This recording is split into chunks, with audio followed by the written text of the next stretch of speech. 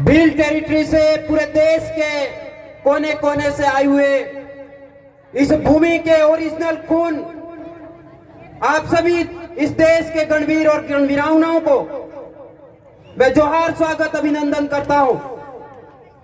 मैं बहुत कम शब्दों में अपनी बात को समाप्त करूंगा, लेकिन एक बात बताना चाहता हूं कि इस भारत भूमि का, इस भारत का जो नामकरण हुआ है वो आदिवासियों के नाम पर भारत देश का नामकरण हुआ है।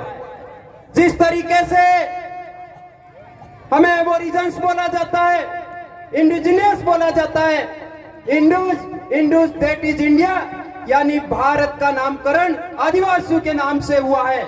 उसी तरीके से हम लोग समझ सकते हैं कि भारत भूमि पर आदिवासी खड़ा हुआ नहीं है, आदिवासी बसा हुआ नहीं है, लेकिन आदिवासियों की भूमि पर भारत बसा हुआ है। इसलिए हम लोग कहना चाहते हैं कि हमें जिस तरीके से हम लोग 80% भूमि बेड़का की जो भूमि है वो हमारी होनी चाहिए।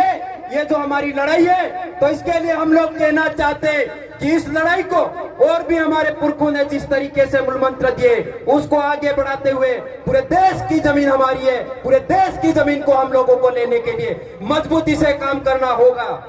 जिस तरीके से हमारे पुरखों ने, हमारे पूर्वजों ने 4 मूल मंत्र के आधार पर हम लोगों को संगठित होने के लिए स्थापित किए थे, उस तरीके से हम लोगों को काम करना होगा। हमारे पुरखों ने बताया था कि हम लोगों को सच्चाई के आधार पर, हम लोगों को अच्छाई के आधार पर, नैतिकता के आधार पर और वैज्ञानिकता के आधार पर हम पूरे समाज को एकजुट होकर के हमारी भील प्रदेश की जो लड़ाई है वो निरंतर तरीके से आगे बढ़ानी होगी।